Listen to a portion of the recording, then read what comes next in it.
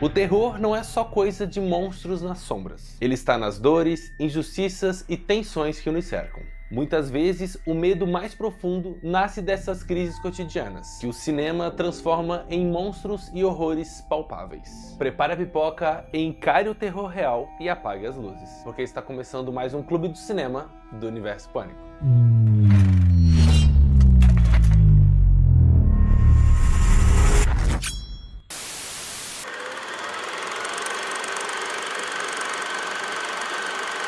Quando o terror decide olhar para o mundo real, ele deixa de ser um susto passageiro e passa a ser um espelho. E esse espelho, muitas vezes, não reflete monstros de maquiagem ou efeitos especiais, mas rostos, gestos e injustiças que conhecemos de imediato. É nesse reflexo cru que o medo ganha outra dimensão, não a do sobrenatural, mas a do que realmente assombra o nosso cotidiano. Em 1968, o diretor George Romero mudou para sempre a história do cinema do terror com o filme A Noite dos Mortos-Vivos. Entre os zumbis e o cerco dentro de uma casa, o verdadeiro choque estava no final. O protagonista negro, Ben, sobrevive a toda a carnificina, apenas para ser morto pela polícia.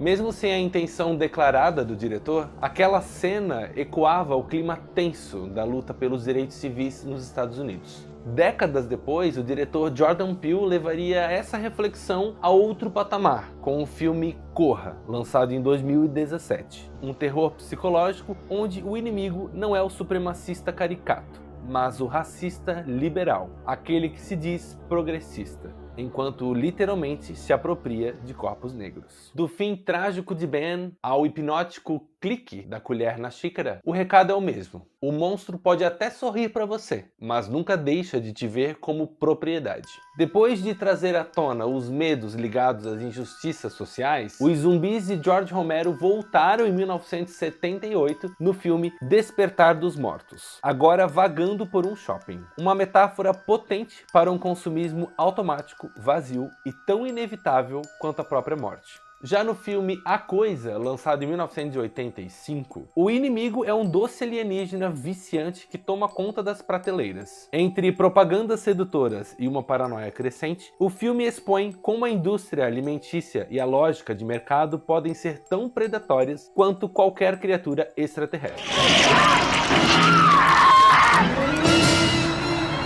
Seja no shopping ou no freezer, o apetite é o mesmo, e a vítima é sempre a consciência. Enquanto uns mostram os perigos do consumismo, outros olham mais fundo para as tensões que crescem entre as pessoas e as divisões que nos separam. No filme Nós, lançado em 2019, o diretor Jordan Peele cria um mundo onde a ameaça não vem de monstros desconhecidos, mas a partir de versões distorcidas de nós mesmos, reflexos sombrios que expõem as desigualdades e exclusões que permanecem invisíveis até o momento e que não podem mais ser ignoradas. O filme alerta que essas tensões sociais não desaparecem, apenas se acumulam, aguardando o momento certo para emergir e cobrar seu preço. No mesmo ano, o filme Parasita mostrou que a distância que separa andares de uma casa pode ser tão brutal quanto a que separa classes sociais inteiras. Aqui, a tensão não se constrói apenas pelo suspense, mas pelo desconforto de perceber que o horror nasce da convivência forçada entre mundos opostos.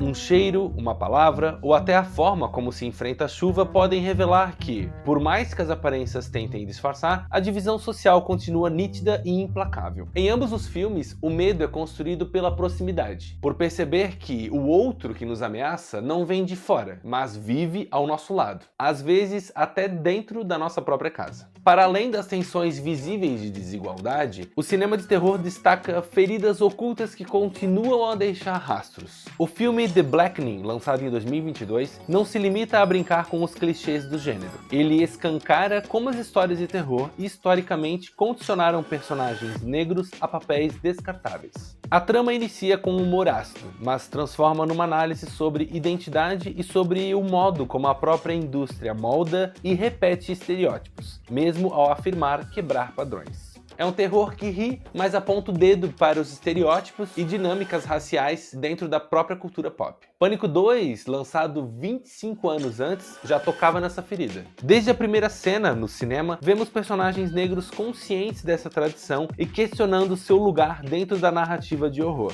All I'm saying is that the horror genre is historical for excluding the African American element. Well, that's how you get your PhD in black cinema, Sister Soldier. A metalinguagem da franquia Pânico não apenas reconhece o problema, ela o coloca no centro da conversa. Já no primeiro filme, a crítica mira em outro ponto, a espetacularização da violência. O horror deixa de ser só ficção quando a mídia o consome, manipula e transforma em manchete, criando uma relação perversa onde o assassino ganha status de celebridade e o público se torna cúmplice pelo consumo dessa narrativa.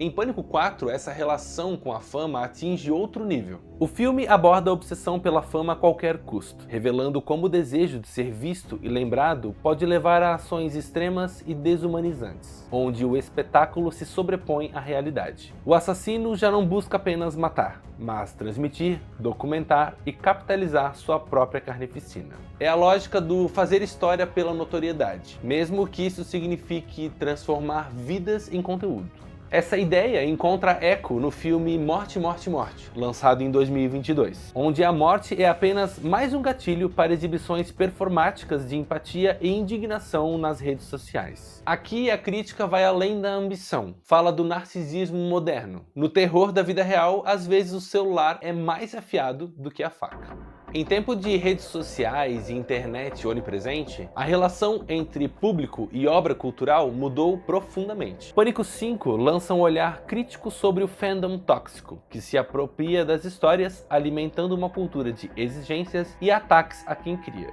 Já Pânico 6 intensifica essa dinâmica, levando essa lógica para o tribunal da opinião pública, onde a cultura do cancelamento transforma qualquer acusação em sentença imediata. Nesse cenário, a difamação vira arma, e a busca pela verdade é engolida pela indignação coletiva, criando um ambiente onde o julgamento público é quase instantâneo e implacável. Enquanto algumas histórias exploram os conflitos da era digital, outras voltam seu olhar para terrores mais silenciosos.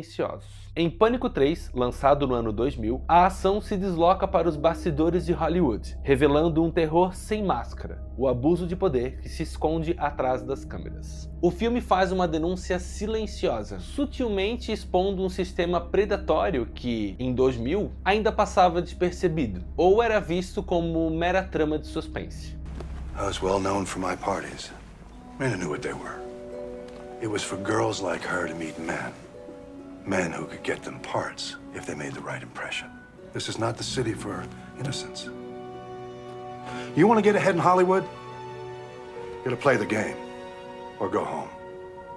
Quase 2 décadas depois, à luz dos eventos revelados pelo movimento Me Too, esse subtexto ganha um peso diferente. As acusações contra figuras como Harvey Weinstein, coincidentemente um dos donos da Miramax, produtora da franquia Pânico na época, escancaram o funcionamento real desse sistema de exploração que o filme apenas insinuava. Uma das vozes mais corajosas desse movimento foi a atriz Rose McGowan, que participou da franquia Pânico no primeiro filme interpretando Tatum Riley. A atriz enfrentou publicamente o produtor Weinstein e ajudou a dar visibilidade ao que antes era silenciado. O que Pânico 3 deixava como um sussurro no roteiro, o Me Too transformou em um grito coletivo. Durante muitas décadas, Hollywood foi um palco onde o terror não estava apenas no roteiro, mas também nos corredores dos bastidores, longe das câmeras. Assim, revendo o filme hoje, fica impossível ignorar como aquela trama fictícia se conecta com um terror muito mais real e persistente, e que ainda assola a indústria cinematográfica. O terror da vida real não precisa de monstros, máscaras ou sangue falso para nos assustar. Ele se esconde nas estruturas invisíveis que moldam o nosso dia a dia. Por isso, o terror nos convida a encarar com coragem aquilo que realmente assombra o nosso cotidiano. Na vida e no terror, algumas histórias guardam surpresas para o terceiro ato, quando tudo se transforma e ganha novas dimensões. Dessa forma, concluímos mais um episódio dessa jornada pelo cinema de terror, preparando o terreno para o que está por vir, onde as sombras escondem respostas que ainda precisamos descobrir. Vejo você num próximo episódio. Até lá!